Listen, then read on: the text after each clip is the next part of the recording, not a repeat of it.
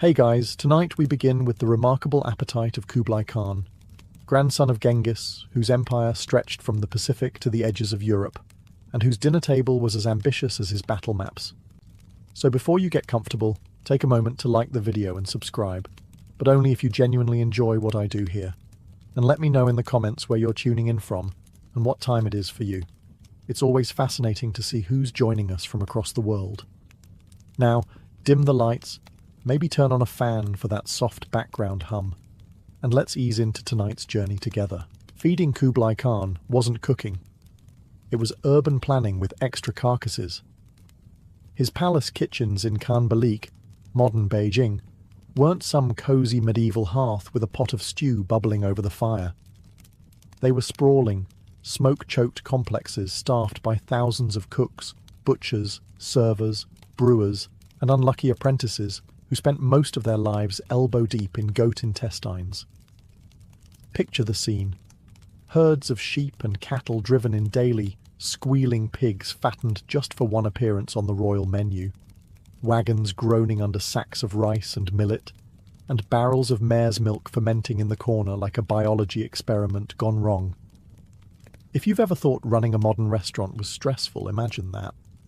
Except your head chef is also the emperor of half the world, and the penalty for an overcooked roast is, well, not getting invited back to life. The kitchens worked like a war machine. Teams of butchers hacked through animals with the precision of soldiers, while other squads roasted entire carcasses over open pits, big enough to cook a Volkswagen. Bakers churned out endless flatbreads. Rice was boiled in vats so massive you could probably bathe in them, though no one dared try. And tea was brewed in kettles the size of small ponds. It wasn't just about quantity, though that was terrifying enough. It was about spectacle. A roast ox wasn't simply served. It was paraded out whole, glistening, skewered, and spiced until it looked less like dinner and more like a victory parade with hooves.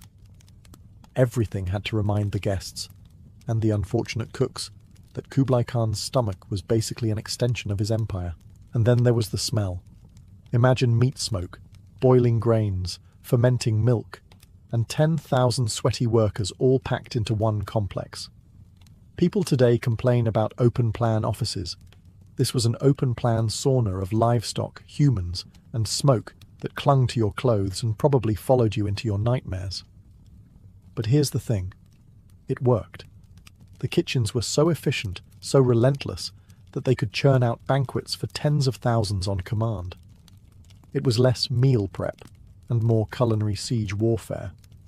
And at the center of it all sat Kublai Khan, ready to consume the results like a man who thought portion control was a personal insult. If you had 4 legs in the 13th century and wandered too close to Kublai Khan's palace, congratulations, you were probably dinner.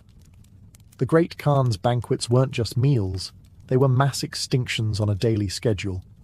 Sheep, goats, cattle, camels, and the occasional unlucky horse.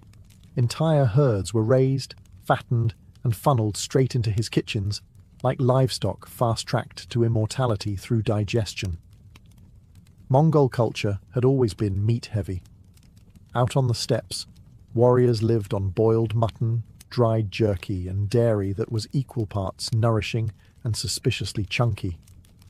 But Kublai's table took that humble tradition and multiplied it by 1,000. What was once survival food for nomads became a grotesque buffet for an emperor.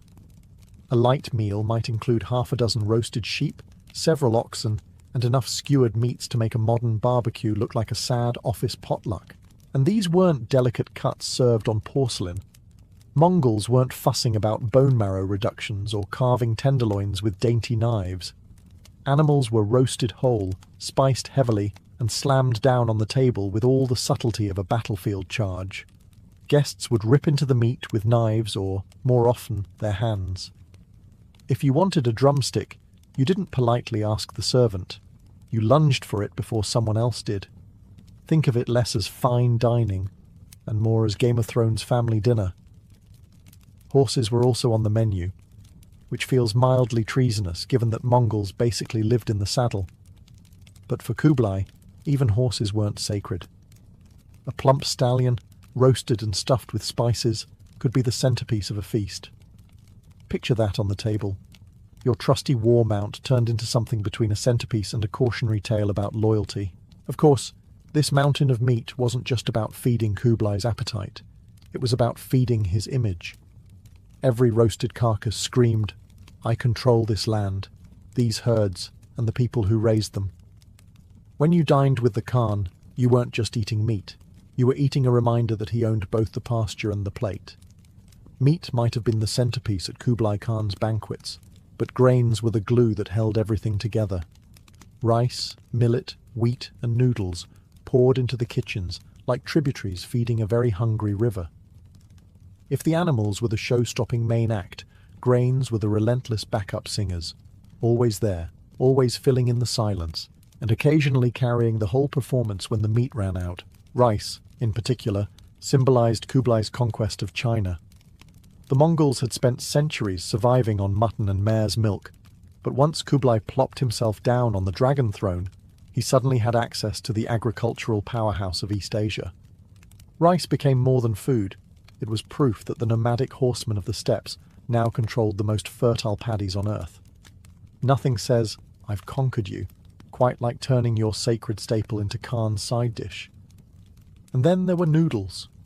Long, stretchy and slurpable, noodles had been part of Chinese cuisine for centuries before Kublai's chefs put them on the banquet menu.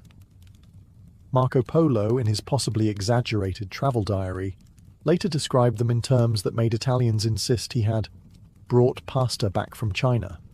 Spoiler: he didn't invent spaghetti. He just stumbled across a people who'd already been eating noodles for 1,000 years and thought, "Yes, I will absolutely take credit for this at home." For Kublai, noodles weren't just comfort food. They were empire in edible form, strands stretched long and wide, much like his territories. Slurping them was practically symbolic. With every bite, he was consuming not just a bowl of carbs, but the farmlands, labor, and trade networks that kept his empire fed. A noodle was never just a noodle. It was a political statement, a unifying force, and also a pretty effective way to get broth stains all over your fur-lined tunic. And let's not forget millet and wheat. Millet porridge had fueled Mongol horsemen long before China entered the picture, and it still showed up on the Khan's table, usually drowned in butter or eaten alongside meat. Wheat, on the other hand, became the basis for dumplings, steamed buns, and flatbreads. All carbs, all day, every day. Keto wasn't really an option when your emperor thought balance meant 1 camel per rice bowl. If you thought salt and pepper were enough for the Great Khan, think again. Kublai Khan's table was a swirling cloud of spices dragged in from every dusty caravan that rattled down the Silk Road. Pepper from India, cinnamon from Sri Lanka, nutmeg and cloves from the Maluku Islands, saffron from Persia.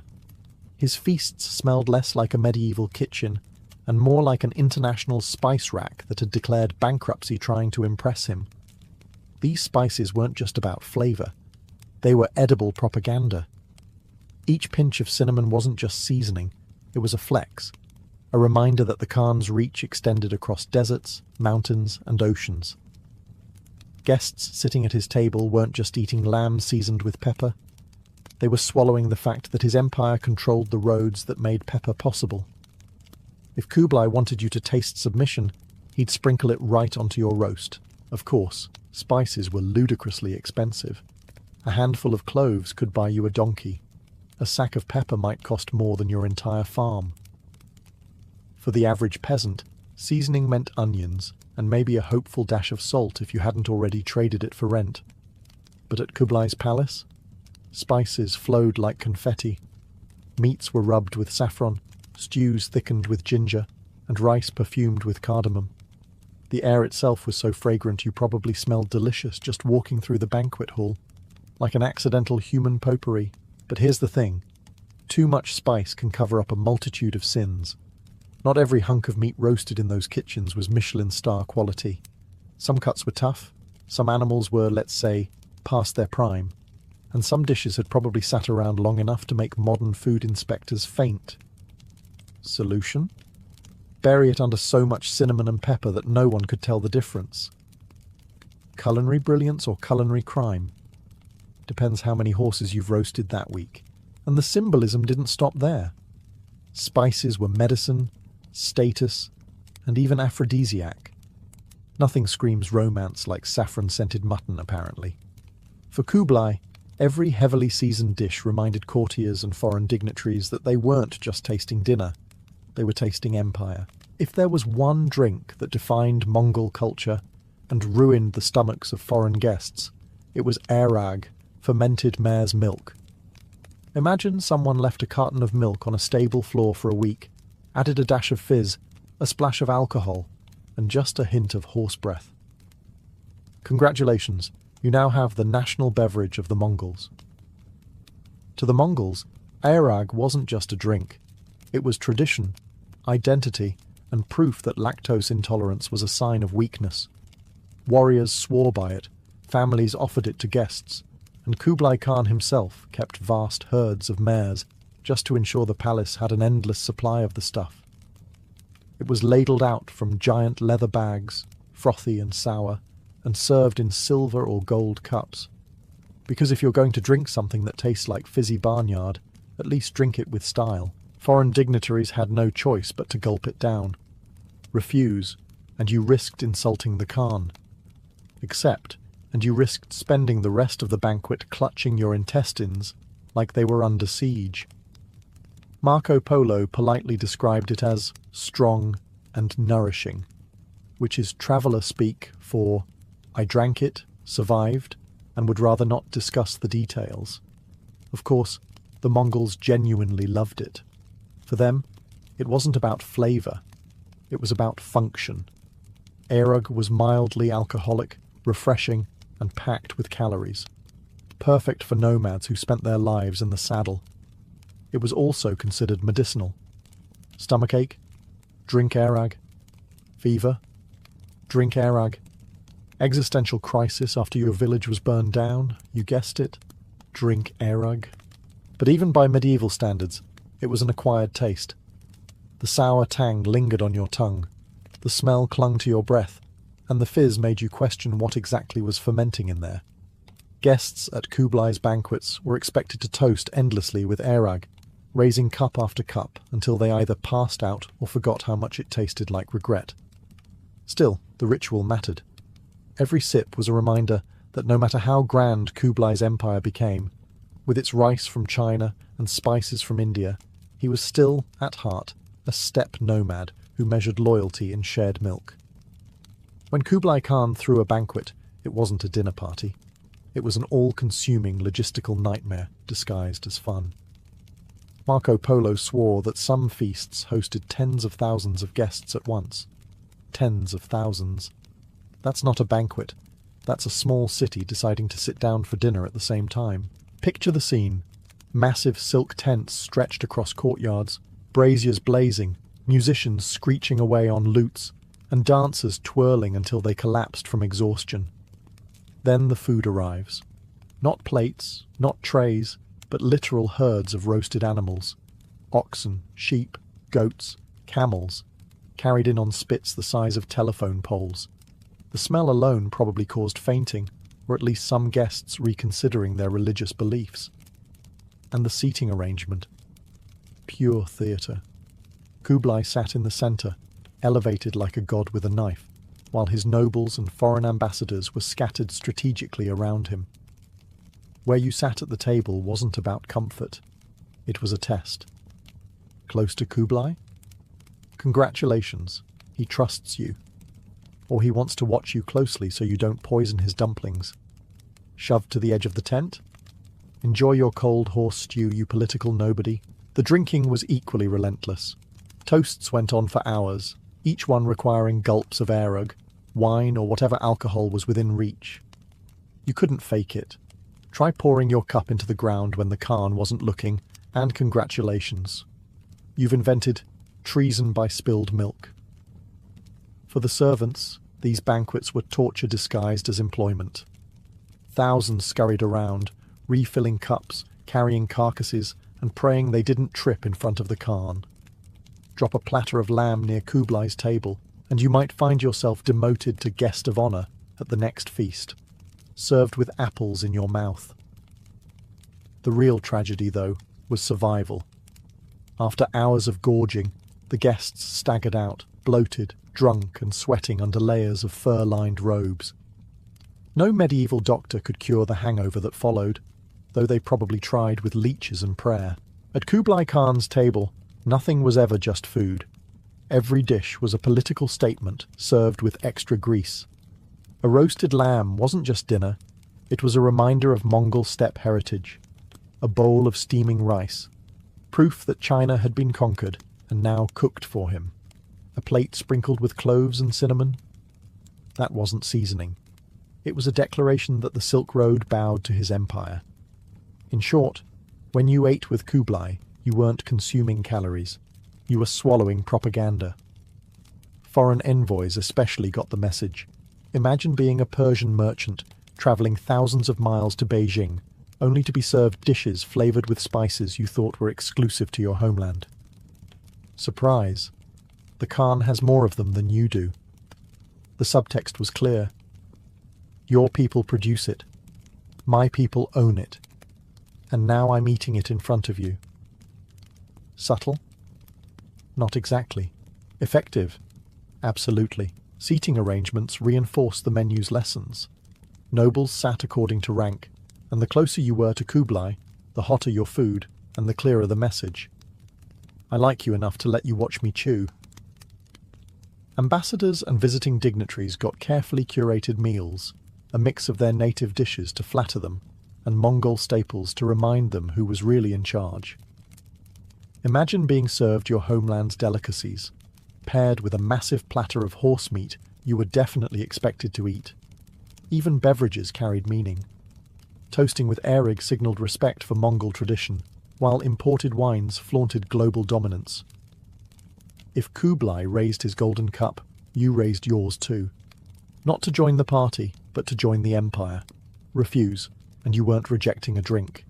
You were rejecting the Khan. That usually didn't end with a polite, no worries. The entire feast was theatre. Dancers performed between courses, musicians filled awkward silences, and every round of food was meant to impress, intimidate, or humiliate. If you were lucky, you left with your dignity intact. If you weren't, you left knowing your country's cuisine had just been downgraded to garnish. Most rulers went hunting to escape court life. Kublai Khan, however, brought the court and the kitchen with him. When he rode out onto the steppes or into the forests, it wasn't a rugged camping trip. It was a moving five-star restaurant, disguised as a military operation. His hunting expeditions were legendary. Thousands of retainers followed him, and among them, entire brigades of cooks. These weren't just guys with skewers and a campfire. They hauled portable ovens, bronze cauldrons, spice chests, and enough livestock on the hoof to stock a small petting zoo, which, unfortunately for the animals, would not be pet for long. The Mongol version of living off the land meant roasting the land's wildlife alongside the herds they brought with them, just in case nature didn't deliver on schedule. Imagine you're a cook assigned to one of these expeditions. You're trudging through mud, dragging a kitchen tent, and your job description is make roasted venison fit for the Khan while dodging arrows and wild boar. Miss the seasoning? Well, congratulations. You've just invented the career path known as ex-cook. Meals on the hunt were just as excessive as in the palace. Entire deer or wild boar would be skewered and roasted, stuffed with herbs and rice brought along in massive sacks. The Khan's tent was set up like a pop-up palace. Silk rugs, carved wooden tables, and platters of food steaming under the open sky. Think glamping, but with more dead animals and fewer Instagram filters. For Kublai, the hunt wasn't just recreation, it was propaganda in motion. Every feast reinforced Mongol identity. The Khan might sit in Beijing, sipping tea and eating dumplings, but he was still a child of the steppe, still capable of feasting in a tent with his warriors. Except his tent was the size of a cathedral, and his simple meal required 500 servants to pull off. Guests invited on these hunts quickly learned the rules. You hunted, you dined, and you toasted with Erig until your vision blurred. Declining meat after a hunt was like telling the Khan his arrows missed the target. Not advisable. If you were one of Kublai Khan's banquet guests, Dessert was not the grand, sugary finale you might expect. This was not Paris with towers of pastries or Renaissance Italy with candied fruits stacked into edible sculptures. No, dessert in Kublai's court was more of an occasional illusion, a fleeting, rare, and usually expensive afterthought. Sugar was a luxury, imported in tiny quantities along the Silk Road at a price that could bankrupt a small kingdom. For the average peasant, sugar was a rumour, a fairy tale told by merchants who liked to exaggerate. But at the Khan's table, it was a symbol. Honey, candied fruits, sesame sweets, and the occasional block of sugar, all carefully presented to show that the Khan could command sweetness itself. It wasn't about satisfying a sweet tooth. It was about making dessert into a political weapon. The irony, of course, was that most of these sweets weren't what we'd call desserts today. A typical after-meal treat might be nuts coated in honey, dried apricots from Central Asia, or little cakes made from rice flour and sesame. To foreign envoys used to hearty pies or cheese boards, this probably felt like being served the snack section of an airport kiosk. But you smiled. You ate the sticky apricot, and you nodded approvingly while wondering if your dental health had just been permanently compromised. And then there was the problem of scarcity. Spices, meat, and wine flowed like rivers at Kublai's banquets. Dessert? That came in trickles. Only a select few dishes appeared, and they were often gone before the servants reached the outer tables. If you were seated too far from the Khan, your dessert course might be staring longingly at the golden plate of candied almonds vanishing into someone else's mouth. But for Kublai, scarcity was the point. Meat showed abundance. Dessert showed exclusivity. Anyone could slaughter a sheep. Not everyone could conjure sugar from across the known world. Sweets at his table weren't there to please the crowd. They were there to remind you that he could afford pleasures you could only dream about. If there was one thing Kublai Khan understood besides conquest and overeating, it was drinking. His banquets were less about pairing wine with dinner and more about drowning entire armies of guests in alcohol until they either pledged loyalty or passed out under the table. The star of the show was, of course, airag, fermented mare's milk. Frothy, sour, and fizzy in all the wrong ways, it was poured endlessly, each toast accompanied by the expectation that you'd gulp it like it was nectar of the gods. Except it wasn't nectar. It was horse milk that had been bullied by yeast. Foreign dignitaries smiled bravely as they drank it, silently wondering if vomiting in front of the Khan was punishable by death. Answer: probably. But airag was just the beginning. Thanks to the Silk Road, the Khan's court had access to a smorgasbord of drinks. Wine caravans arrived from Persia and Central Asia, carried in barrels that had probably seen more dust storms than vineyards. Beer trickled in from northern China, foamy and earthy, brewed in massive vats. And tea, elegant, calming tea from southern China, was poured for moments when Kublai pretended to be refined, which wasn't often. The real dilemma wasn't what to drink, but how much. Banquet etiquette demanded endless toasts. To the Khan, to your ancestors, to the empire, to the person sitting 3 seats down whose name you couldn't remember. Refusing to drink was like refusing to breathe. Accepting meant your liver was being drafted into a war it could not win. Of course, moderation was not a Mongol virtue. Guests were expected to keep pace with the Khan, who could put away astonishing quantities of alcohol and still look like he was considering dessert. Foreigners often ended the night slumped in corners, praying for death, while Mongol nobles cheerfully kept drinking until dawn. Survival tip: if you didn't want to embarrass yourself, you learned how to discreetly spill half your drink on the ground and hope no one noticed. Spoiler: someone always noticed. If you've ever complained about someone double-dipping at a party, congratulations, you would not have survived a single banquet at Kublai Khan's court. Hygiene wasn't just optional, it was practically non-existent. Thousands of guests, mountains of greasy meat, rivers of drink, and not a napkin in sight. Forks? Forget it. Chopsticks existed in China, sure, but the Mongols weren't exactly fine dining enthusiasts. Most guests just dug in with knives and fingers, wiping grease on their sleeves, the floor, or, if you were unlucky, your neighbour's robe. By the end of the night, the banquet hall looked less like a dining space and more like the aftermath of a food fight involving livestock. The concept of clean hands before eating was about as popular as salad. Servants sometimes brought out bowls of water for rinsing, but these quickly turned into communal soup of grime, fat, and whatever disease your neighbour was brewing that week. You didn't wash so much as baptize your hands in other people's germs. As for the serving style, well, let's just say food safety wasn't a priority. Roasted animals were hacked apart in the middle of the hall with cleavers, chunks flying in every direction. Meat sat around for hours before being brought to the outer tables. By the time it reached you, it was lukewarm, questionable, and very possibly auditioning for a new life as a petri dish.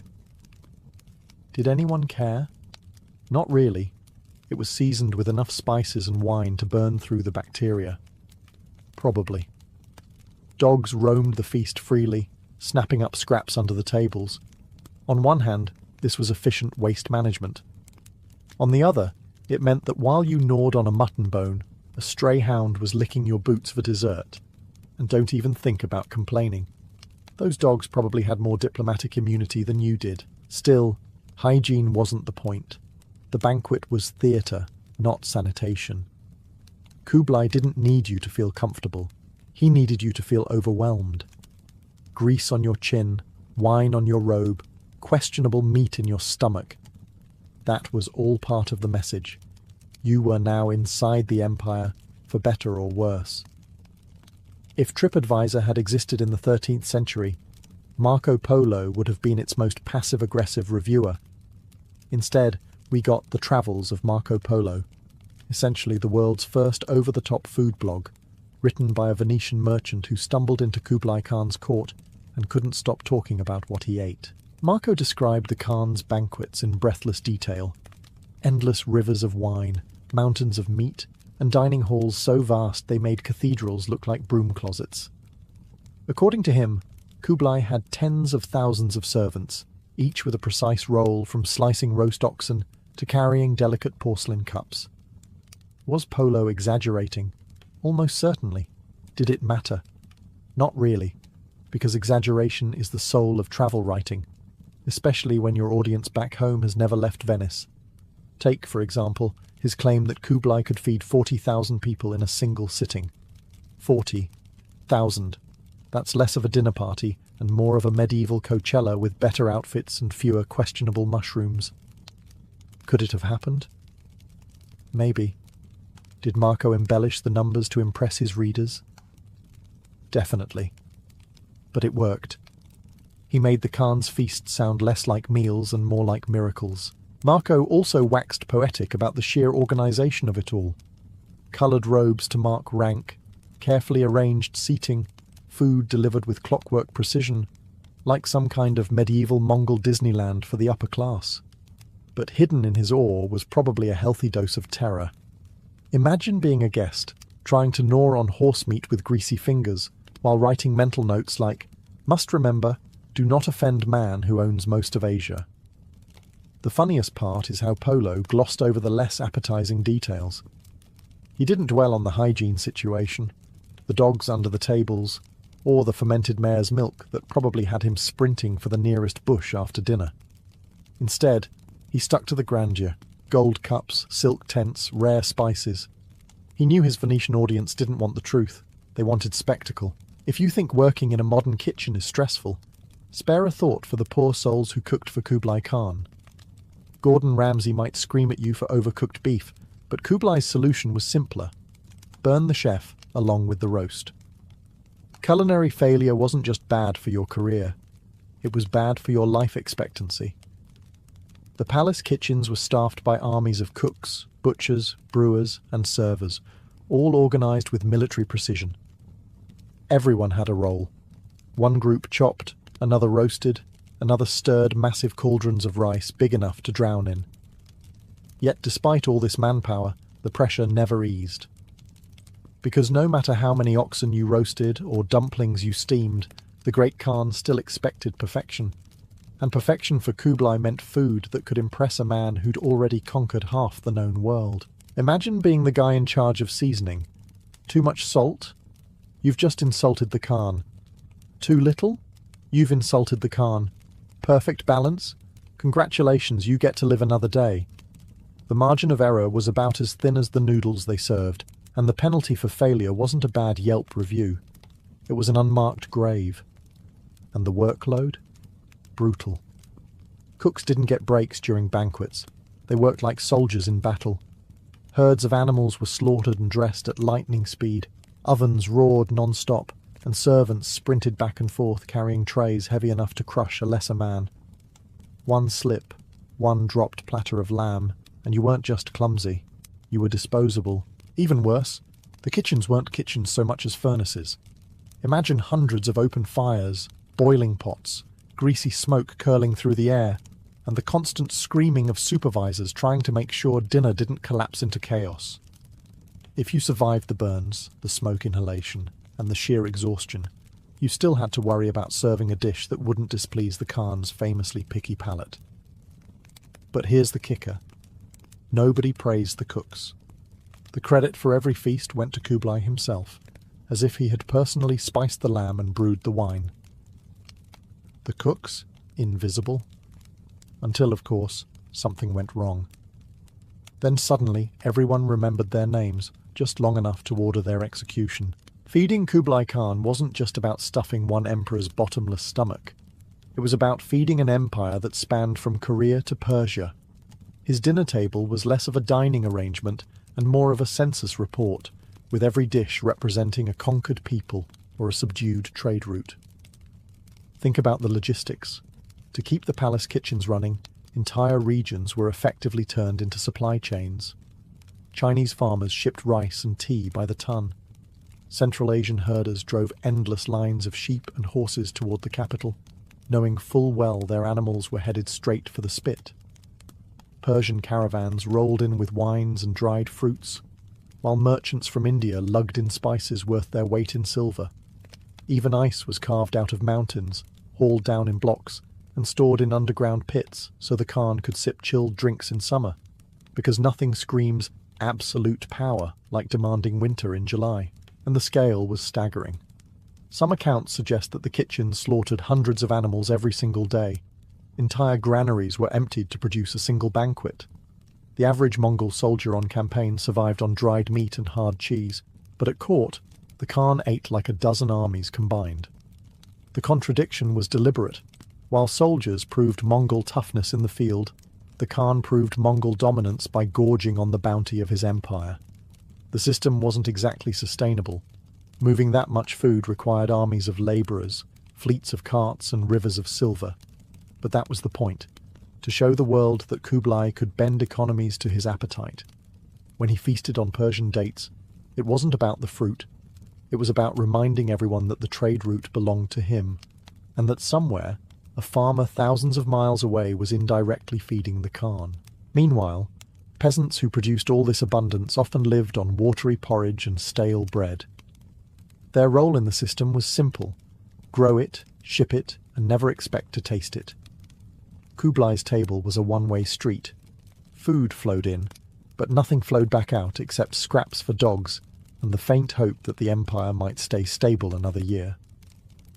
By the time you reached the end of a banquet with Kublai Khan, you weren't so much full as spiritually defeated. The table groaned under the weight of roasted oxen, mountains of rice, rivers of alcohol, and desserts rare enough to bankrupt a city. You, meanwhile, groaned under the weight of having been force-fed loyalty in edible form. The last bite wasn't really about food. It was about survival. If you were lucky, you made it through without insulting the Khan, spilling a drink, or choking on a chunk of mutton while he watched. Imagine dying at the banquet. People would talk. He couldn't handle the lamb is not the legacy you want. For Kublai, though, the end of the feast was pure theatre. He didn't just eat to satisfy hunger, he ate to display power. Every bite he took reminded guests that his empire stretched far enough to supply delicacies from 3 continents. Every sip reminded them that even nature itself, ice in summer, sugar in winter, bowed to his will. The banquet was never over when the food was gone. It was over when the Khan decided everyone had seen enough of his dominance disguised as digestion. And what happened after? The guests stumbled away drunk, sweaty, and mildly traumatized, while the kitchens began cleaning up the carnage. Piles of bones, spilled wine, and scraps licked clean by palace dogs. The cooks, exhausted and terrified, prepared to do it all again tomorrow. Because feeding Kublai Khan wasn't an event, it was a full-time occupation that only ended when you did. In a way, the Khan's appetite mirrored his empire, vast, relentless, and always hungry for more. He devoured resources like he devoured roasted lambs, leaving behind the bones of conquered territories and the faint memory of abundance. And just like his empire, his feasts could never truly be satisfied. There was always another dish, another drink, another conquered land to swallow whole. So the last bite was never really the last. It was just a pause, a temporary ceasefire in the daily war between appetite and supply. For his cooks, it was a sigh of relief. For his guests, it was survival. For the Khan, it was simply another reminder that even the act of eating could be an empire-sized performance. Hürrem Sultan's story begins not in the gilded halls of Istanbul's Topkapi Palace, but in a far more brutal setting, on the steppes of Eastern Europe. Born around 1502 in the lands of what is today Ukraine, she was known by her Christian name, Alexandra or Anastasia, depending on which chronicler you trust. Her childhood would have been ordinary enough, tending to fields, learning prayers, and perhaps imagining the kind of modest life that most girls in her village would inherit. That quiet trajectory ended abruptly when raiders swept through her homeland. The Crimean Tatars, who supplied the Ottoman slave markets, captured her during one of their infamous raids.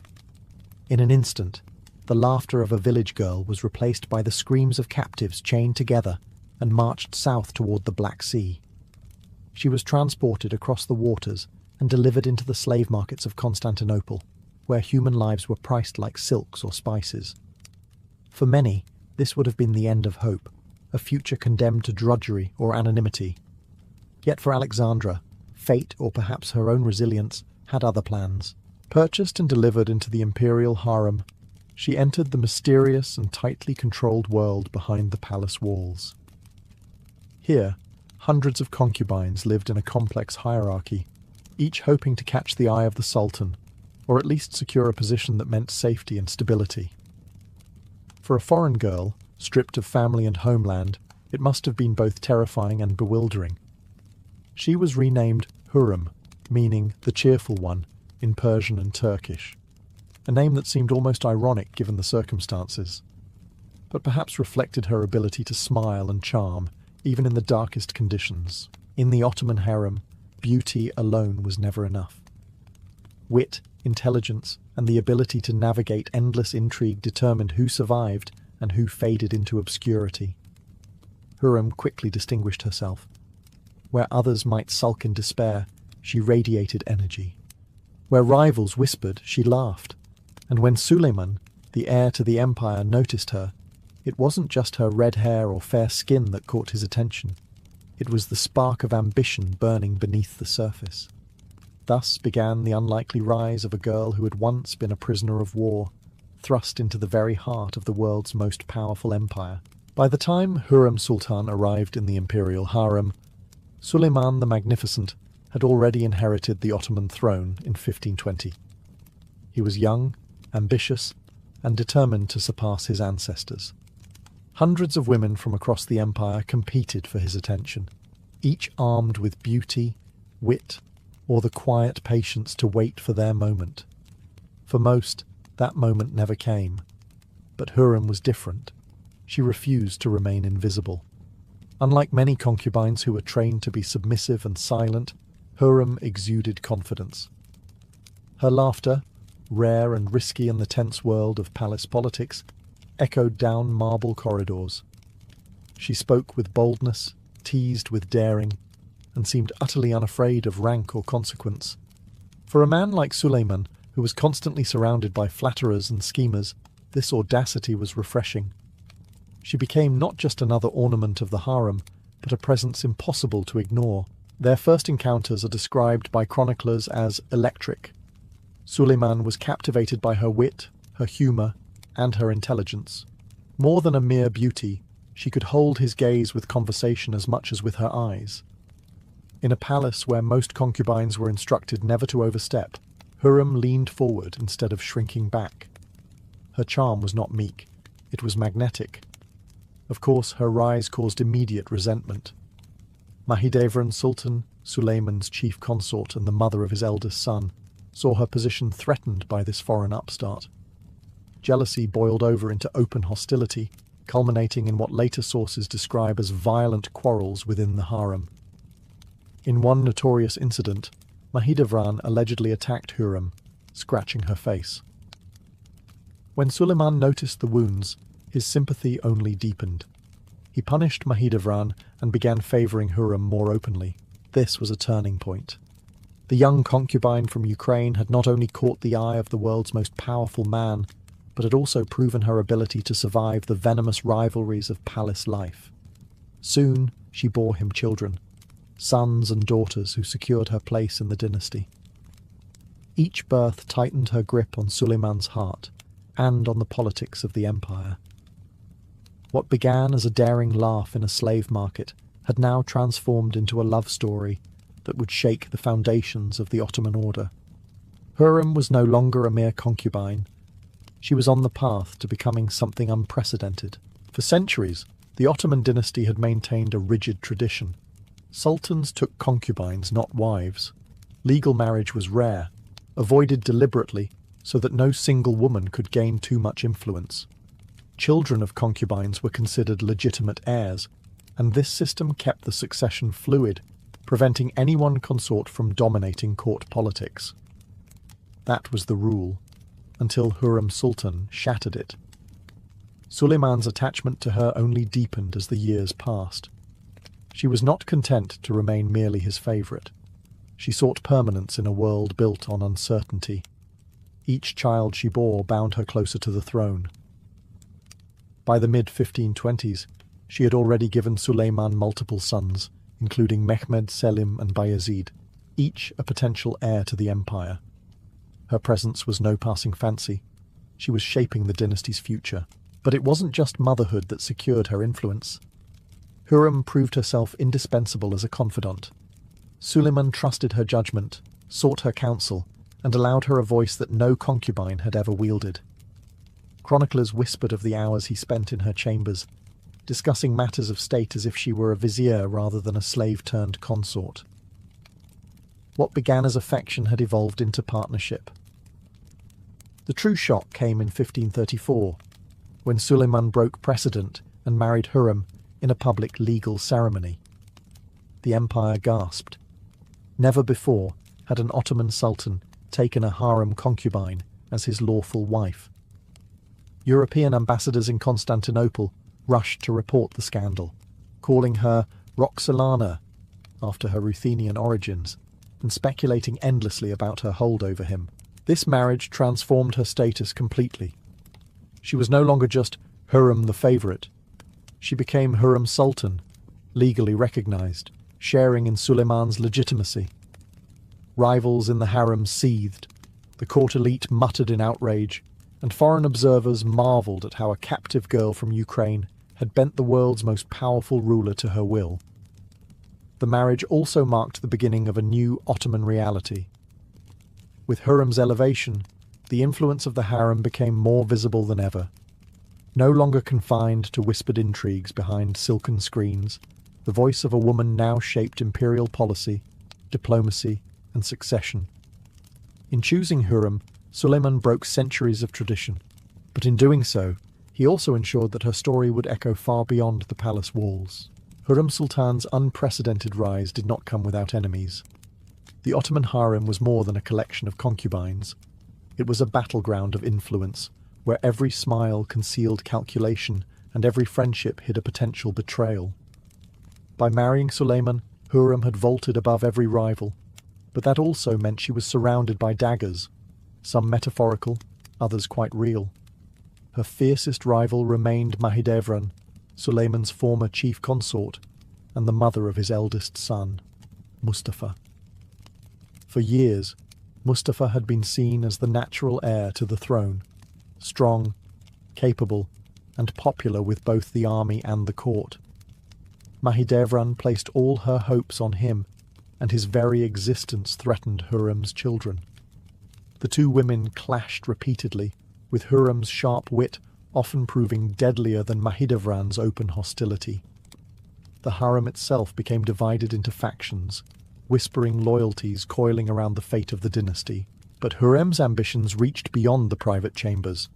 She forged alliances with key court officials, most notably the Grand Vizier Rustem Pasha, who would later become her son-in-law. Together they created a political network that extended far beyond silken cushions and perfumed gardens. While rivals dismissed her as a manipulative foreigner, she was quietly weaving a web of influence that touched every corner of the empire. Still, danger loomed.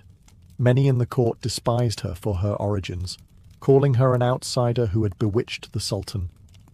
Foreign ambassadors wrote letters dripping with suspicion, suggesting sorcery, witchcraft, or even poison. To them, it was inconceivable that a woman could rise so high through intelligence, charm, and sheer willpower alone. For her, these rumors were both curse and shield. She leaned into her reputation, allowing fear to do the work of 100 guards. At the heart of the intrigue was the question of succession. Would Mustafa, the warrior son of Mahidevran, ascend the throne? Or would one of Hurrem's children replace him? Every banquet, every military campaign, every whisper in the corridors seemed to circle back to this question. For Hurrem, it wasn't just palace drama. It was survival. And so the once captive girl from Ukraine became the empire's most formidable strategist, not with sword or armor, but with letters, alliances, and her unshakable ability to turn enemies into stepping stones. By the mid-16th century, Hurrem Sultan was no longer merely a palace figure. She had become a force in imperial politics and diplomacy. Her influence reached far beyond the gilded lattice of the harem, flowing into the veins of Ottoman governance itself. Suleiman's ministers quickly learned that matters discussed in the Sultan's council might also be weighed later in the quiet intimacy of Hurrem's chambers. And Hurrem, ever the strategist, knew how to use this access. One of her boldest moves was her direct engagement in diplomacy. She corresponded with foreign monarchs, most famously King Sigismund II Augustus of Poland, from the very region of her birth. Her letters, written in polished Ottoman Turkish, carried not only words of friendship, but also the implicit message that she was more than a consort. She was a political partner. This was revolutionary. Few European queens, let alone Ottoman sultanas, wielded such penmanship on the international stage. At the same time, Hurrem carefully built a public image rooted in piety and generosity. In Islamic tradition, rulers and their families were expected to sponsor charitable works, mosques, schools, baths, and soup kitchens to provide for the poor and elevate their own spiritual standing. Hurrem embraced this duty with zeal. She commissioned the Hasaki Hurrem Sultan complex in Istanbul, complete with a mosque, a hospital, and a soup kitchen that fed hundreds daily. For the common people, she was not just a shadowy figure of palace intrigue, but a visible benefactor. Her projects stretched as far as Jerusalem, where she funded the construction of public baths and the restoration of aqueducts. These works were not just displays of piety, they were also tools of politics, tying her name to the spiritual heart of the empire and cementing her legitimacy as Suleiman's chosen partner. In the eyes of many, Hurrem had transformed from foreign captive to mother of the empire's welfare. Yet even this generosity carried political weight.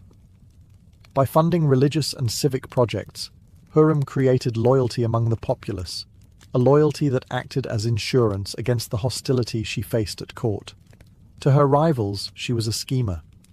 To the people, she was the Sultan's wife, who put bread on their tables and water in their fountains. In the dance of power, few moves were as subtle and effective as charity. Hurrem understood this well, and wielded it like a seasoned diplomat wields treaties. The greatest storm of Hurrem Sultan's life revolved around a single question: who would inherit Suleiman's throne?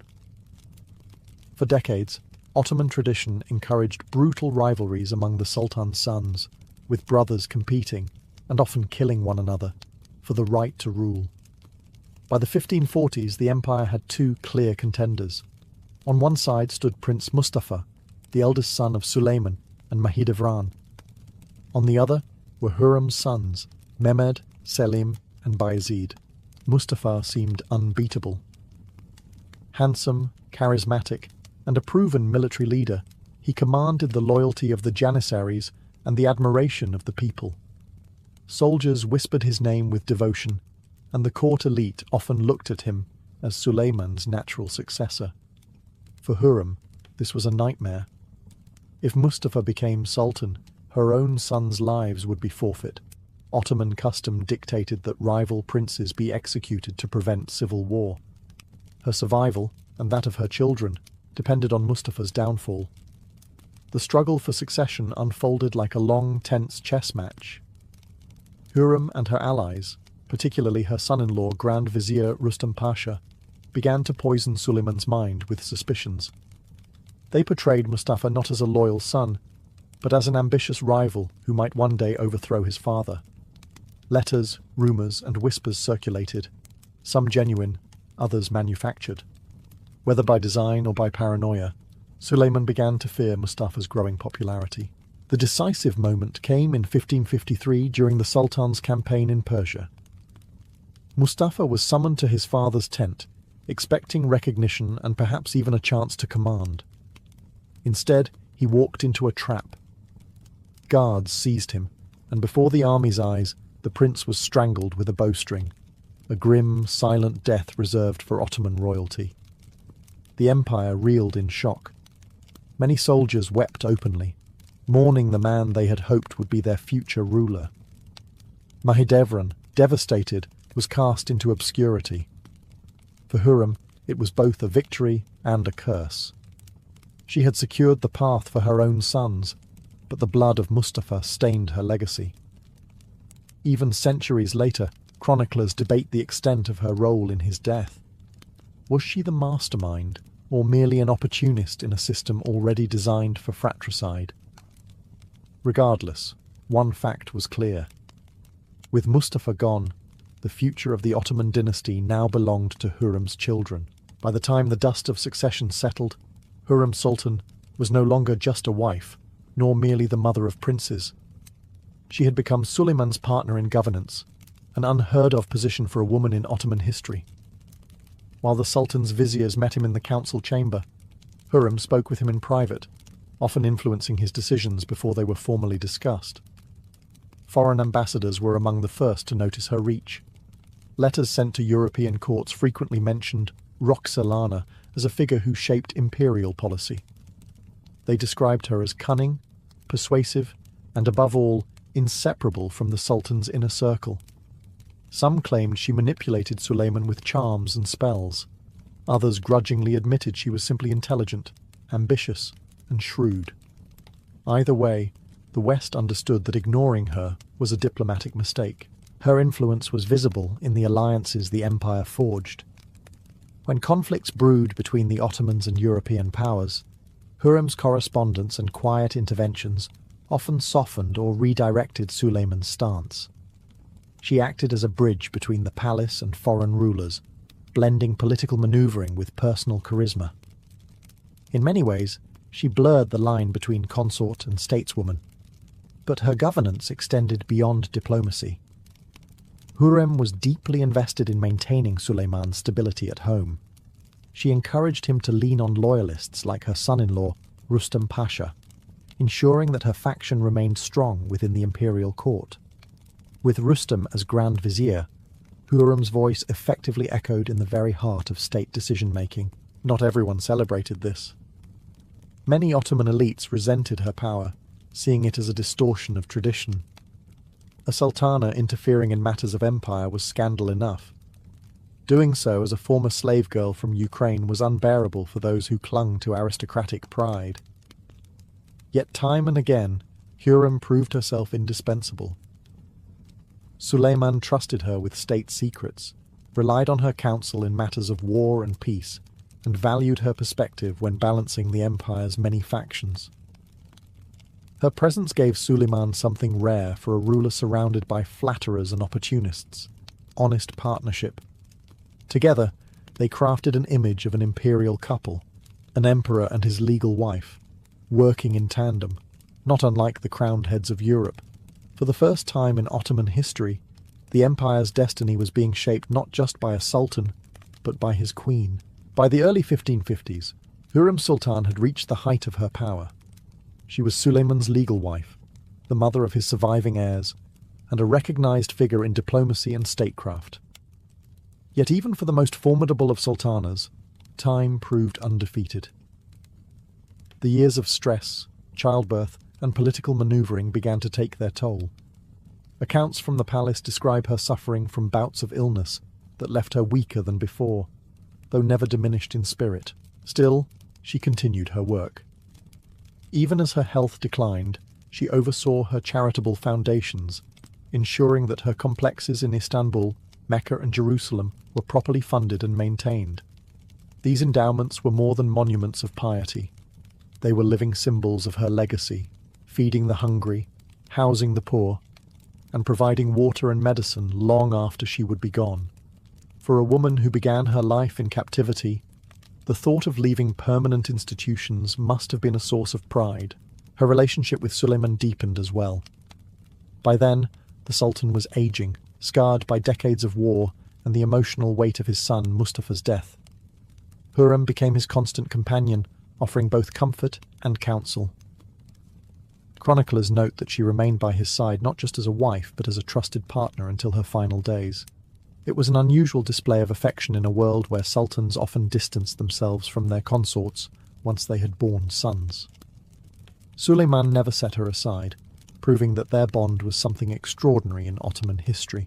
In 1558, Hürrem Sultan died in Istanbul at around 56 years of age.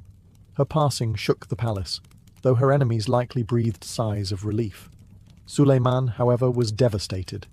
He ordered that she be buried in a grand mausoleum adjacent to his own mosque complex, a site usually reserved for the most honoured of rulers. Even in death, she remained at his side, forever bound to the man and the empire she had transformed. Though gone, her influence lingered. Her sons would inherit her ambitions, her charities would outlive her, and her story, of a captive girl who rose to queenly power, became legend. To some, she was a schemer who spilled royal blood. To others, she was the mother of an empire. To history, she was both. Hürrem Sultan's death in 1558 did not end her story. It only began its retelling. Few women in Ottoman history left such a complicated and enduring legacy. To her supporters, she was a visionary, a queen who transformed the empire's traditions and carved a place for women in the highest echelons of power. To her critics, she was a manipulative foreigner whose ambition brought bloodshed and altered the natural course of succession. Both views, paradoxically, are true. In the Ottoman world, her role signalled the dawn of what historians later called the Sultanate of Women, a period when imperial consorts, mothers, and daughters wielded unprecedented influence over politics. Hürrem's marriage to Suleiman set a new precedent. After her, other sultans would marry, and their wives and mothers would play key roles in court politics. In this sense, she was a trailblazer, altering the very structure of dynastic rule. Her charitable works cemented her as more than just a palace schemer. The Haseki Hürrem Sultan complex in Istanbul remained a hub of social welfare for centuries, feeding the poor and housing travellers. In Jerusalem, her public baths and aqueduct repairs became landmarks of her generosity. These acts of piety softened her image, reminding future generations that she was not only a power broker, but also a benefactor whose wealth served the public good. Yet her reputation abroad took on a more sinister cast. European envoys dubbed her Roxolana, painting her as a seductress who bewitched Suleiman and led him astray from reason. Plays, operas, and novels in the West often portrayed her as the archetype of the dangerous, ambitious woman, a trope that both fascinated and frightened audiences. To them, she embodied the exotic danger of the Ottoman court, where love and politics intertwined with lethal consequences. For modern historians, Hurrem is more than legend. She is evidence of how personal relationships could shape empires, how a woman once sold in a slave market could rise to alter the fate of nations. Her story is a reminder that power in history is not always wielded with swords and armies. Sometimes it rests in whispered counsel, letters sent across borders, and the determination of one extraordinary woman. Hurrem Sultan began life as a captive, but she ended it as an empress in all but name. Her shadow lingered long after her death, not just in Suleiman's grief, but in the empire she helped shape. Her name, whether praised or cursed, would never be forgotten. In ancient Greece, music was not considered a pastime. It was thought to be a force that flowed directly from the gods. Every sound, every rhythm, every melody was believed to carry divine power, capable of shaping the human soul and even influencing the order of the cosmos. According to myth, Apollo, the god of light and harmony, wielded the lyre as his sacred instrument, while the rustic god Pan breathed life into the reed pipes. Hermes, ever mischievous, was said to have invented the lyre by stretching strings across a tortoise shell. In this way, music's origin story was divine, its authority unquestionable. From this divine beginning, music seeped into every aspect of Greek culture.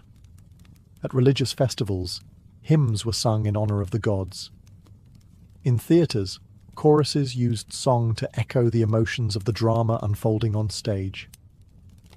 Warriors marched into battle to the steady beat of flutes and drums, while farmers sang work songs to keep their labor in rhythm with the seasons. For the Greeks, life without music was not life at all. It was as essential as bread, wine, and olive oil. Yet music was not only entertainment or ritual, it was philosophy made audible. The early philosopher Pythagoras famously argued that music reflected the mathematics of the universe. By plucking strings and listening to the ratios between their tones, he believed he had uncovered the same laws that governed the movements of the planets. To him, music was proof that the cosmos itself was a harmony, a grand composition in which each human being played a part. This fusion of myth, ritual, and philosophy meant that music was woven into identity. Greek children learned songs before they could read, absorbing not just melodies, but also moral lessons embedded within lyrics. Poets like Homer used rhythm and meter to preserve epic tales, ensuring they could be passed down through generations even in a largely oral culture. So when we speak of the origins of Greek music, we are really speaking about the origins of Greek civilization itself. The lyre, the aulos, and the human voice were more than instruments. They were the threads binding people to their gods, to their communities, and to the very structure of the universe. Music wasn't an art form, it was the heartbeat of a culture. When we imagine the soundscape of ancient Greece, three instruments rise above all others: the lyre, the aulos, and the kithara. Each carried not only a distinct tone, but also a cultural weight, symbolizing different aspects of Greek life. The lyre, perhaps the most iconic, was lightweight, portable, and played by both amateurs and professionals. Its structure was simple: a wooden frame with strings stretched across, plucked gently by the fingers, or with a plectrum. But its cultural resonance was immense. The lyre was associated with education, poetry, and refinement. Young boys were taught to play it as part of their schooling, not just to make music, but to instill discipline and harmony in their characters. In Greek eyes, to strum the lyre was to align one's soul with order itself, echoing the balance of the cosmos. The aulos, on the other hand, was a very different beast. A double-reeded pipe, it produced a piercing, almost haunting sound. Unlike the delicate strumming of the lyre, The aulos demanded breadth and force, its tones described as wild, ecstatic, even intoxicating. It was often used in religious ceremonies, particularly those devoted to Dionysus, the god of wine, revelry, and madness. To hear the aulos was to be swept into frenzy, to let the body move beyond reason. Its associations with passion and release balanced the lyre's association with order and logic, reflecting the duality that ran through Greek thought. Then came the kithara, a larger, more complex relative of the lyre, used by professional musicians. Its deeper resonance and grander size made it suitable for performances in theatres and competitions. Kithara players, often highly trained and celebrated, were closer to rock stars than humble schoolboys. They competed in musical contests held at festivals, where prestige and patronage awaited the best performers. Together, these instruments painted a spectrum of Greek ideals. The lyre represented education and rationality, the aulos unleashed emotion and ecstasy, and the kithara elevated performance into a public spectacle. To the Greeks, music was not confined to a single mood or function.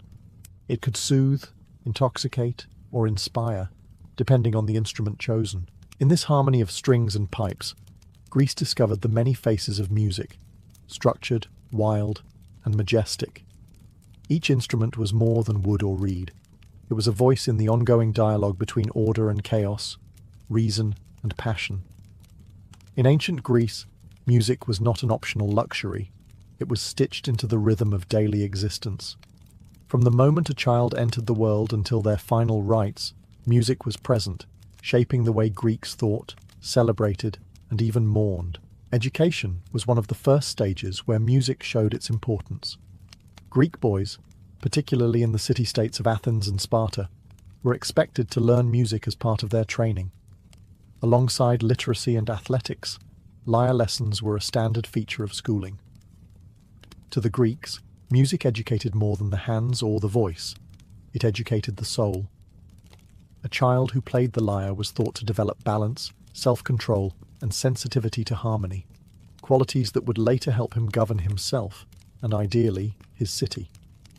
Music was moral training disguised as melody. Ritual life was another arena where music dominated. Hymns to the gods echoed in temples, accompanied by flutes, lyres, and choral singing. Processions and festivals were incomplete without musicians leading the way, their rhythms keeping crowds in step. Some rituals required more than melody. They demanded frenzy.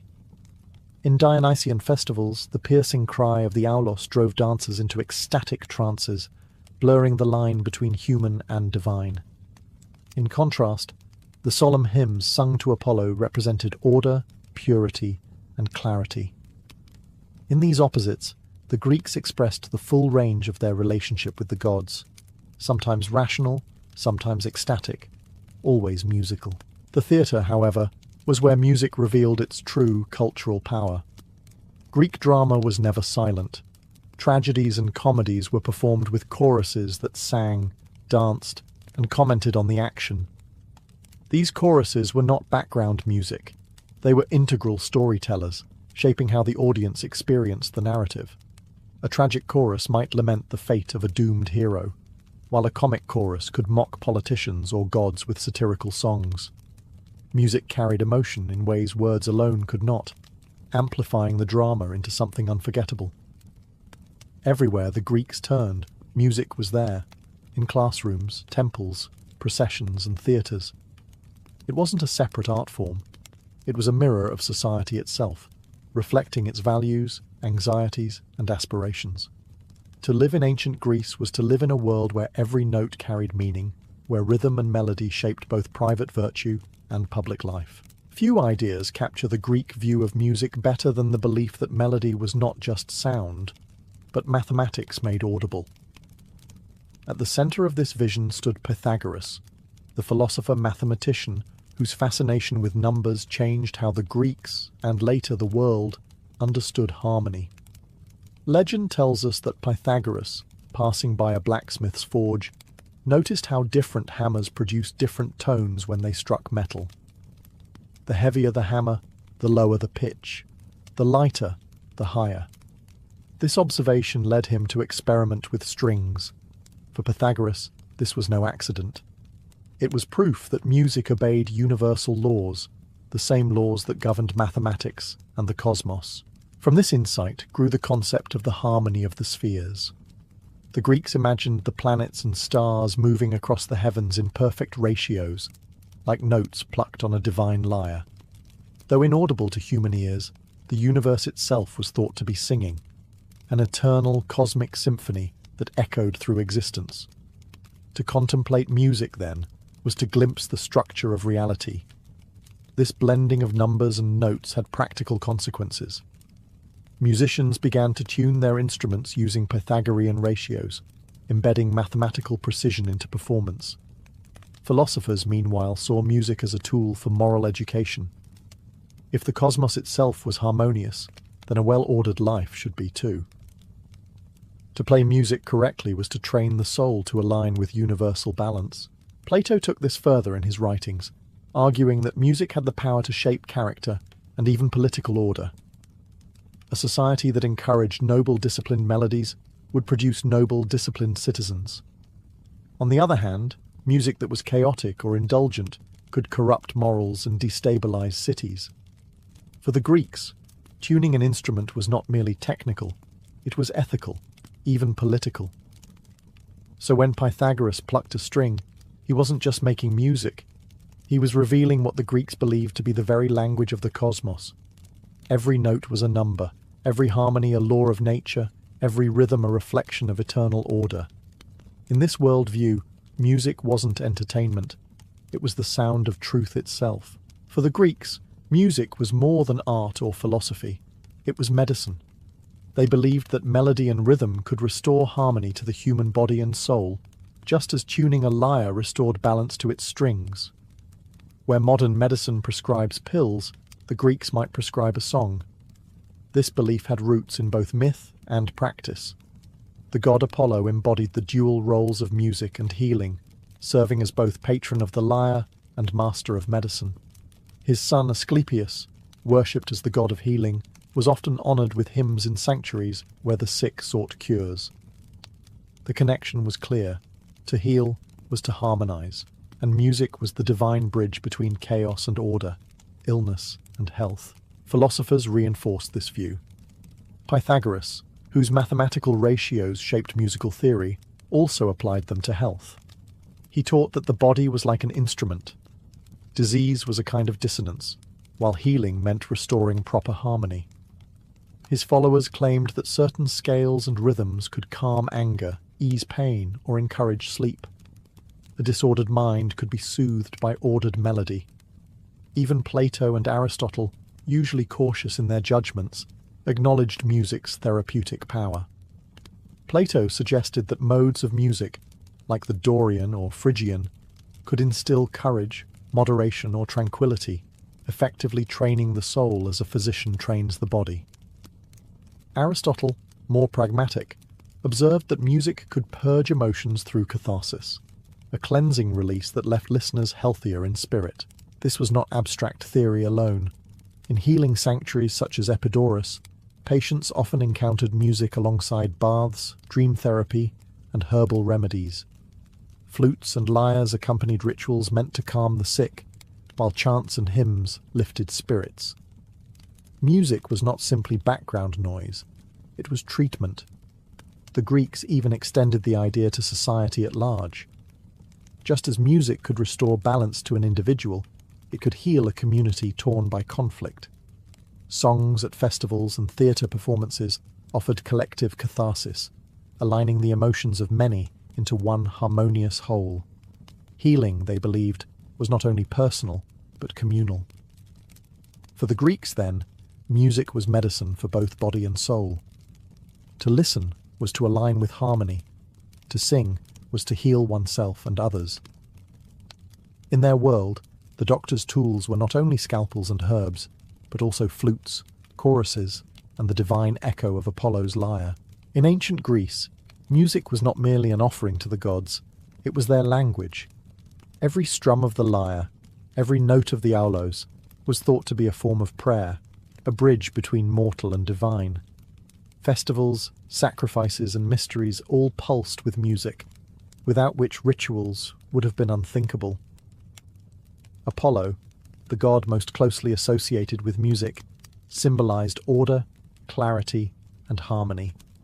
His sacred instrument, the lyre, accompanied hymns sung at temples and festivals held in his honor, such as the Pythian Games at Delphi.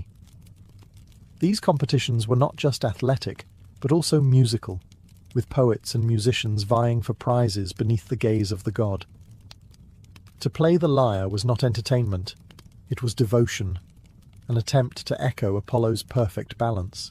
Dionysus, in contrast, brought out the wild, ecstatic side of Greek religion. His worshippers filled the hills with the frenzied wail of the aulos and the pounding of drums. The Bacchic rituals performed at night often involved dancers losing themselves in rhythm, wine, and trance, blurring the boundary between human and divine. Where Apollo's music sought order, Dionysus's called for release, a reminder that the gods embodied both balance and chaos, reason and passion. Other deities too were tied to music. The Muses, 9 goddesses of inspiration, presided over song, dance, and poetry, guiding artists to higher creation. Musicians invoked them before performances, believing that without divine aid, true art could not exist. Hermes, the trickster, was credited with inventing the lyre itself, transforming a tortoise shell into the first resonating body. Even Ares, the god of war, was honored with rhythmic chants and battle songs meant to stir soldiers' courage. Rituals of everyday worship reflected this divine connection. Libations poured to the gods were accompanied by hymns. Processions to temples marched to flute music. Funeral rites used laments sung by women, giving voice to grief and guiding the soul of the departed toward the underworld. Music was not decoration. It was the medium through which Greeks communicated with powers greater than themselves. In myth and ritual alike, music revealed its sacred role. It was a gift from the gods, an offering back to them, and the soundscape through which divine and human worlds met. For the Greeks, to make music was to touch the eternal. If temples and festivals revealed music's sacred side, daily Greek society revealed its social power. Music accompanied not only worship, but also wine, conversation, and civic life. It was entertainment, education, and persuasion all at once, a tool that shaped citizens as much as it delighted them. Nowhere was this clearer than at the symposium, the Greek drinking party. After the serious business of the meal, guests reclined on couches, sipping wine, debating philosophy, and singing songs together. These were not random ditties but structured performances, sometimes solo, sometimes choral, often accompanied by the lyre or kithara. Poetry and music blended seamlessly, with verses praising love, mocking politicians, or reflecting on mortality. The symposium made music into a bonding ritual, a way to unify elites through shared rhythm and melody, while also testing wit and creativity. The theatre, however, was where music became the voice of the people. In Athens, tragedies and comedies unfolded with choruses that danced and sang their way across the stage. The chorus commented on the drama, guided audience emotion, and reminded citizens of moral lessons. Their melodies carried the weight of collective conscience, amplifying the playwright's message. For example, when Aeschylus staged battles or Euripides staged grief, it was the chorus's music that transformed words into an immersive civic experience. Music also had a political dimension. Greek thinkers argued that the modes of music, Dorian, Phrygian, Lydian, carried distinct effects on character. Plato claimed that noble modes should be promoted by the state to foster discipline and virtue, while indulgent ones should be banned for corrupting the citizenry. This wasn't abstract theory. City-states actively debated the role of music in education and governance, treating it as a matter of public policy. To the Greeks, a well-tuned lyre could produce not just harmony in sound, but harmony in the polis itself. Even in military settings, music shaped society. Soldiers marched to flute players, their steps aligned by rhythm, their spirits stirred by song. The beat kept armies disciplined, while chants and paeans raised morale before battle.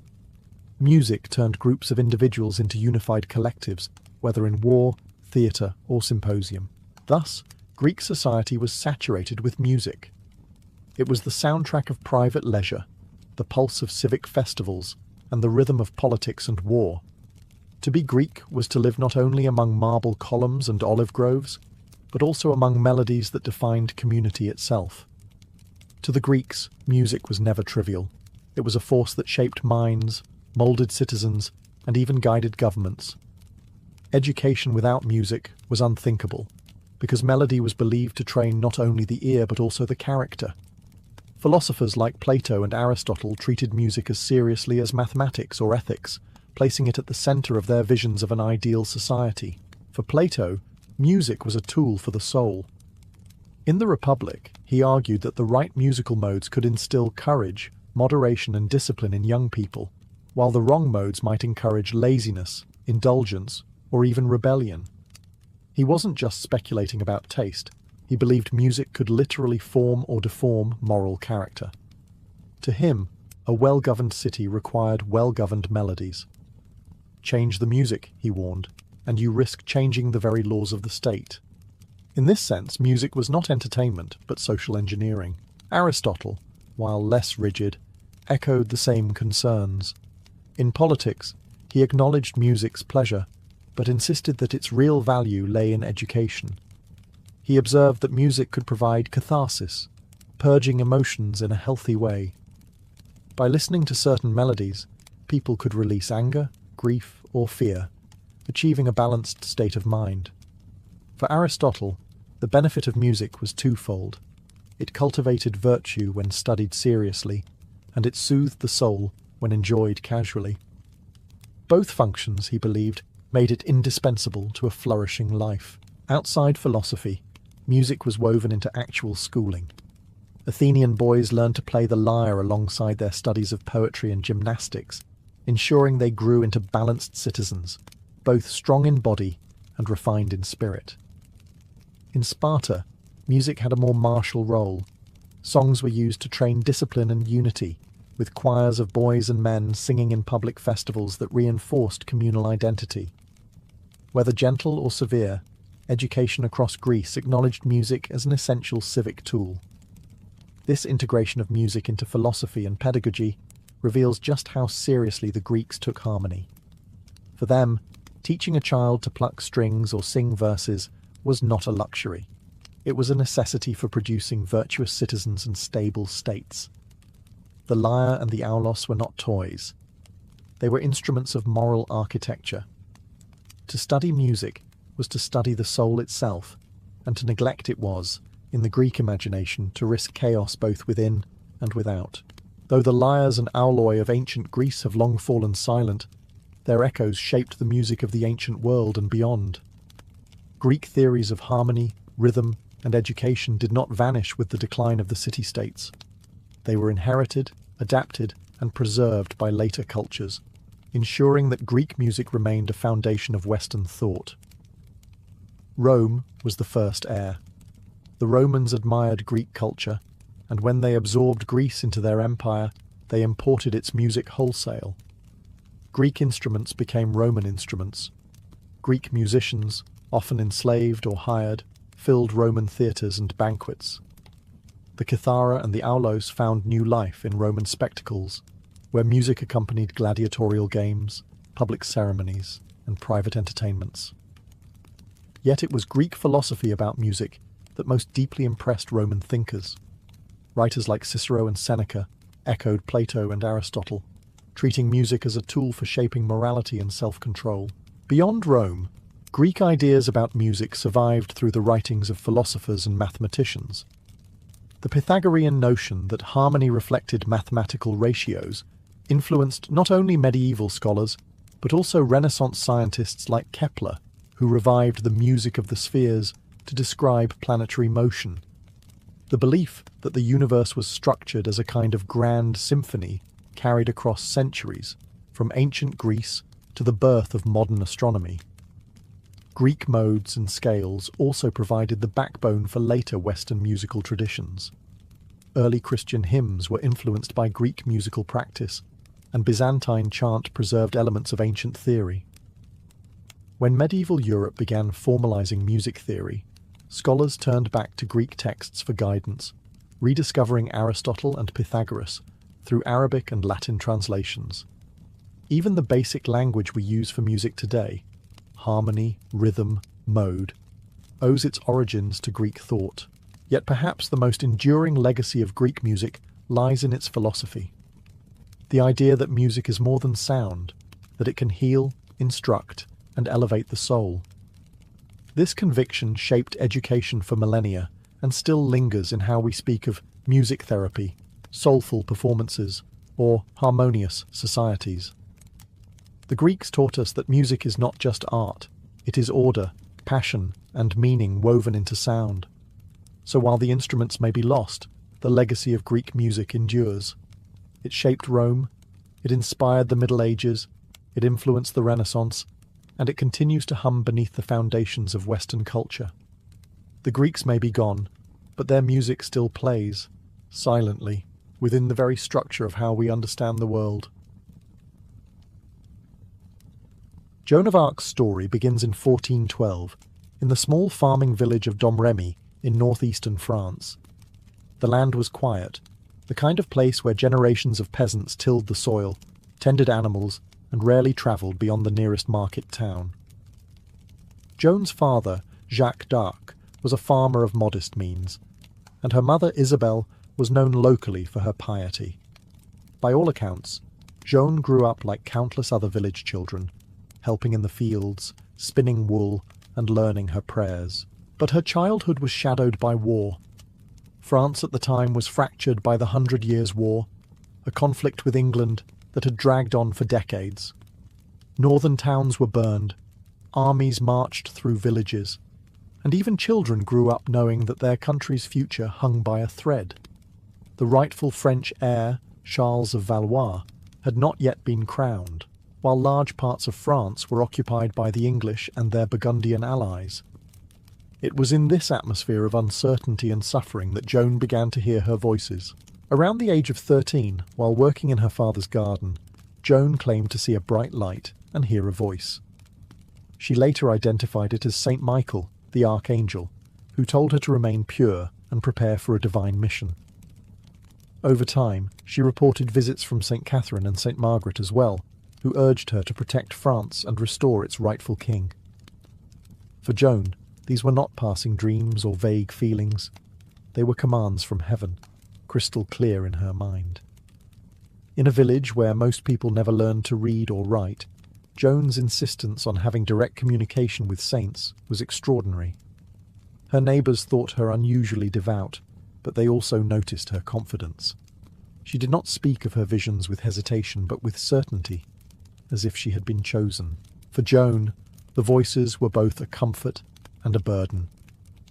They gave her a sense of destiny far beyond her years, but they also placed on her shoulders the impossible task of saving a nation. She was still only a teenage peasant girl, yet she believed with unwavering conviction that God had chosen her for something monumental. Thus, from the humblest beginnings, a farmer's daughter began her path toward becoming France's unlikely saviour. By the time Joan of Arc reached 16, her visions had grown more insistent. The voices of Saint Michael, Saint Catherine, and Saint Margaret no longer spoke only of faith and purity. They now demanded action. They told her that France could be saved only if the rightful heir, Charles of Valois, styled Charles VII, was crowned king in Reims. And shockingly, they insisted that she, an illiterate peasant girl, was the one chosen to make it happen. For most in her village of Domremy, the idea was unthinkable. Women did not lead armies, let alone dictate royal policy. But Joan's conviction was unshakable. She believed God had given her a mission to drive the English from France and see Charles crowned. Refusing to ignore the call, she sought a way to reach him. Her opportunity came when she travelled to the nearby town of Vaucouleurs, controlled by a local supporter of Charles. There she petitioned Robert de Baudricourt, the garrison commander, asking for an escort to bring her to the Dauphin. At first, he laughed her off. What use could a teenage farm girl possibly have in the affairs of kings and generals? But Joan refused to leave. She returned again and again, speaking with calm determination, insisting that her mission was divine. Slowly, her persistence and sincerity began to impress those around her. Local villagers vouched for her piety and honesty. When Joan revealed knowledge of a French defeat near Orléans before news of it had reached the region, some began to suspect that perhaps her voices were genuine. Whether by miracle, rumour, or sheer coincidence, the impression stuck. Baudricourt finally relented. In early 1429, he agreed to send Joan to Charles. Disguised in men's clothing for protection on the dangerous journey, she rode across war-torn France accompanied by a small escort. The image of a teenage girl in armour-like attire, claiming a divine mission, must have seemed surreal. Yet her determination inspired those who travelled with her. After 11 days on horseback, Joan arrived at Chinon, where Charles was holding court. The girl from Domremy, who had never been more than a peasant's daughter, now stood on the threshold of history, ready to convince a hesitant prince that God had sent her to save his crown. When Joan of Arc arrived at Chinon in early 1429, she faced her greatest test yet. Charles, the Dauphin of France, was desperate for hope but cautious of deception. France was losing the war, his claim to the throne was disputed, and his court was riddled with doubt. Could this young peasant girl, barely 17, truly be sent by God to rescue him? Charles decided to test her. A meeting was arranged in the grand hall of the castle, but to challenge Joan's supposed divine insight, he concealed himself among the courtiers. Another man, dressed in regal clothes, was placed on the throne to pose as the Dauphin. The expectation was simple. If Joan mistook the decoy for the real Charles, her credibility would collapse instantly. But when Joan entered the hall, she did not hesitate. Ignoring the figure on the throne, she walked straight through the crowd and bowed to Charles, who stood disguised among the nobles. "Gentle Dauphin," she is said to have declared, "God has sent me to aid you and your kingdom." The court was stunned. For Charles, surrounded by skeptics, it was a moment of awe. Whether by intuition, rumour, or divine guidance, Joan had passed her first trial. Charles was intrigued, but he needed more than theatrics. He arranged for Joan to be examined by churchmen at Poitiers, where her virginity, piety, and knowledge of faith were rigorously tested. The clerics, expecting to find a fraud, instead concluded that there was nothing heretical about her claims. She was declared a devout and virtuous maiden, untainted by corruption. Her voices, they argued, could not be dismissed outright. In private, Joan also gave Charles a sign that convinced him of her sincerity. Sources differ on what exactly she revealed. Some claim she repeated a secret prayer he had once offered to God, others that she disclosed doubts he had never shared aloud.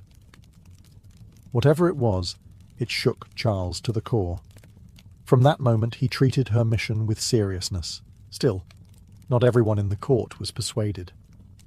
Many nobles scoffed at the idea of following a teenage girl into battle. But Charles, hesitant by nature, had little else to cling to. Against all odds, he agreed to grant Joan armour, a sword, and a command. The girl from Domremy was about to step onto the battlefield, not as a mere messenger, but as a leader of men. When Joan of Arc first rode toward Orléans in April 1429, the city was on the brink of collapse. For months, English forces had surrounded it, choking off supplies and morale. The fall of Orléans would have been catastrophic for France, cementing English dominance and leaving Charles VII little hope of reclaiming his crown. To many, it seemed only a matter of time before the city surrendered. Into this desperate situation came Joan, a teenage girl clad in white armour, bearing a banner instead of a sword. Her arrival electrified the defenders. She spoke with absolute confidence, proclaiming that God had sent her to deliver the city. soldiers who had been weary and demoralized suddenly felt a surge of courage. Chroniclers recorded that Joan rode through the streets promising victory, lifting spirits not with strategy alone, but with faith. She embodied hope at a moment when hope seemed impossible. Though she was not a trained commander, Joan was fearless in the field. She rode at the front lines, carrying her banner high, urging men to press forward when hesitation set in.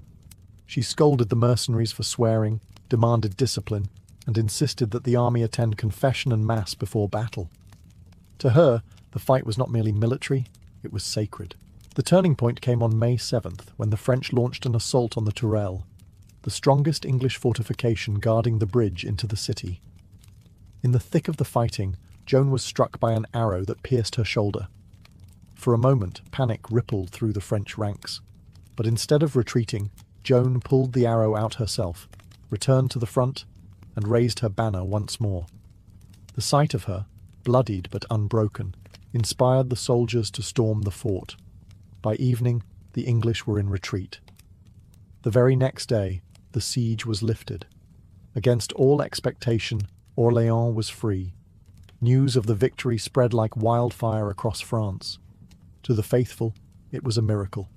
To skeptics, an unexplainable reversal of fortune. Either way, Joan had done what seasoned generals had failed to achieve. In the eyes of many, the peasant girl from Domremy had proven herself chosen, not just by Charles, but by God. The legend of the Maid of Orléans was born. The victory at Orléans transformed Joan of Arc from a curious figure into a national heroine. For Charles VII, it was more than a battlefield win. It was a sign that perhaps God truly favoured his cause. Yet Joan knew that lifting a siege was not enough. The voices that guided her were clear. Charles must be crowned king at Reims, the traditional site of French coronations. Only then would his claim be sealed in the eyes of his people. This was no simple task. Reims lay deep in enemy-held territory, surrounded by English and Burgundian strongholds. The journey itself seemed suicidal. Yet Joan pressed Charles to act, insisting that delay would only invite doubt. Her conviction was contagious. Where courtiers hesitated, she demanded boldness. Eventually, Charles agreed. In June 1429, a royal army began its march northward, with Joan riding at its head, banner in hand. Along the way, something extraordinary happened. Towns that had been loyal to the English began to open their gates. Some surrendered without a fight, swayed by Joan's reputation as God's chosen messenger. Others were persuaded by her direct appeals, as she rode to their walls and promised mercy if they joined the king's cause. The campaign became less a march of conquest than a pilgrimage of persuasion. When the army finally reached Reims, the city welcomed them without resistance. On July 17, 1429, Charles was anointed with holy oil in the great cathedral, with Joan standing proudly beside him. For years, the Dauphin had been mocked as a weak and uncertain claimant, but now he was King Charles VII of France, crowned in the very place where generations of monarchs had been consecrated. For Joan, this was the fulfillment of her mission, or at least part of it. She had taken a boy king who seemed destined for obscurity and placed him on the throne through faith, determination, and sheer audacity. Chroniclers wrote that she wept with joy during the ceremony, declaring that God's will had been accomplished. Yet even in triumph, the road ahead was fraught with danger. The English were far from defeated, and political intrigue still threatened Charles's fragile authority. For Joan, the voices that had guided her since childhood would soon demand even greater sacrifices. The coronation was not the end of her story, but the turning point that made her fall all the more tragic. The coronation at Reims in July 1429 should have been Joan of Arc's crowning achievement. Yet triumph quickly gave way to frustration. Joan urged Charles VII to press on and reclaim Paris, but the king, cautious and swayed by advisers who distrusted her, hesitated. When an assault was finally attempted, it faltered, leaving Paris in English hands. For Joan, who believed delay was dangerous, the setback was crushing. Still, her voices urged her to fight on. In the months that followed, Joan continued to lead smaller campaigns, but her influence at court began to wane. The same nobles who had once celebrated her victories now grumbled about her growing fame. To some, she was a threat, a peasant girl overshadowing seasoned commanders. To others, she was a nuisance, constantly urging the king to act with a boldness they did not share. Political jealousy and suspicion began to erode her position. By 1430, Joan had turned her attention north to Compiègne, a city under siege by the Burgundians, allies of the English. Determined to defend it, she rode into battle once again, clad in armour and carrying her banner. On May 23rd, during a skirmish outside the city walls, disaster struck. As the French retreated, Joan was trapped outside the gates. When she tried to fight her way back, the drawbridge was raised. Whether out of panic, confusion, or betrayal remains unclear. Abandoned and surrounded, she was pulled from her horse and captured. Her captors, the Burgundians, knew her value. To them, she was not just a prisoner of war, but a bargaining chip. The English, humiliated by her victories and desperate to discredit her, paid a large ransom for her transfer. Joan was handed over, not to her king, but to her enemies. Charles VII, the man whose crown she had secured, made no move to rescue her. Whether bound by political calculation, lack of resources, or simple fear, he left her to face her fate alone. For Joan, the sense of betrayal must have been bitter. She had given everything. Her youth, her safety, her very identity, for France and its king. And now, at the moment of her greatest need, she was abandoned. The Maid of Orléans, once hailed as God's chosen saviour, was now a prisoner in English hands, and her trial, unlike her battles, would be fought not with banners and swords, but with words and accusations in a hostile court. After her capture, Joan of Arc was delivered to Rouen, the English stronghold in Normandy. There, her enemies prepared a different kind of battlefield, one with no swords or banners, only clerics, judges, and scribes. Her trial was designed not to seek truth, but to destroy her reputation, discredit Charles VII's coronation, and prove that she was no divinely inspired heroine, but a heretic and a witch. The proceedings began in January 1431, overseen by Bishop Pierre Cauchon, a staunch supporter of the English. From the start, the trial was stacked against her. Joan, only 19, was denied legal counsel, isolated from her supporters, and interrogated for hours on end. The clerics questioned her visions, her wearing of men's clothing, and her claim that she acted on God's will. Each question was meant to trap her, to force her into contradicting herself or admitting blasphemy. Yet Joan held her ground with astonishing composure. Illiterate though she was, she outwitted university-trained theologians with quick, sharp answers. When pressed on whether she was in God's grace, a question designed to condemn her no matter the answer, she famously replied, "If I am not, may God put me there, and if I am, may God so keep me." Her response silenced the court. It was both humble and unassailable, a refusal to let her accusers dictate the terms of her faith. Her voices, she insisted, had always guided her with purity and truth. She denied accusations of sorcery, maintaining that her mission came from God alone. Even under threat of torture, she refused to recant.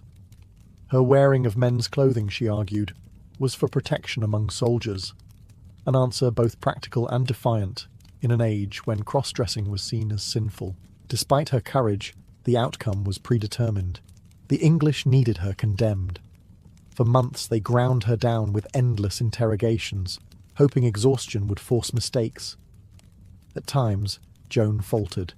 She signed a brief abjuration under pressure, but soon after, she returned to her men's clothes and her unwavering stance.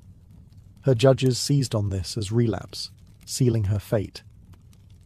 In the end, the trial was less about Joan herself than about power. By branding her a heretic, the English sought to undermine Charles's legitimacy and erase the miracle of Reims. But Joan's defiance ensured that, even in chains, her voice remained stronger than their accusations. On May 30th, 1431, The story of Joan of Arc reached its grim climax in the marketplace of Rouen. After months of interrogation and a trial engineered to condemn her, she was declared a relapsed heretic. The sentence was death by fire, a punishment meant not only to kill her, but to erase her legacy, to turn her into an example of what happened to those who dared challenge English power or church authority. That morning, Joan was led from her cell. She was only 19, a teenager who had once ridden at the head of armies, now shackled and surrounded by guards. Eyewitnesses said she wept and prayed as she walked, asking for a cross to hold. An English soldier, moved despite himself, fashioned one from 2 sticks and handed it to her. Another was brought from a nearby church and held high before her eyes as she mounted the scaffold. Even her enemies could not deny the intensity of her faith. The crowd that gathered was immense. Townsfolk, soldiers, clerics, all pressed together to witness the death of the Maid of Orleans. Some came to jeer, others to mourn, and many simply to watch history unfold. Joan, bound to the stake, asked the priests to recite prayers aloud so that her final words might be carried heavenward. Over and over, she cried the name of Jesus. When the flames were lit, smoke rose and fire crackled around her. Chroniclers record that even hardened soldiers turned away, unable to bear the sight. Some swore they saw a dove rise above the fire as she died, a symbol of her soul ascending. Others whispered that her heart remained unburned when her ashes were scattered, fueling the belief that God himself had protected a part of her. For the English, the execution was supposed to be the end of her legend, a humiliating spectacle to erase her victories and discredit Charles VII's coronation. Yet it had the opposite effect. To many in France, Joan died as a martyr, her courage unbroken even in the face of flames. Her prayer-filled death left an impression so powerful that even some of her enemies admitted she had been unjustly condemned. That day in Rouen, the English destroyed her body, but they could not extinguish her story. If anything, the fire only ensured that the Maid of Orleans would blaze brighter in memory than she ever had in life. When the flames at Rouen died down, Joan of Arc's body was reduced to ashes, her name blackened by accusations of heresy. Yet almost immediately, her story began to slip beyond the control of her enemies. In France, whispers spread that the maid had been executed unjustly, that she had died faithful and fearless, and that her sacrifice had sanctified Charles VII's crown. What was meant to be her erasure became the seed of her legend. In the years following her death, Charles VII slowly consolidated power. By 1453, the 100 Years' War was over and the English expelled from most of France. The king owed much of his legitimacy to the coronation at Reims, a coronation Joan had made possible.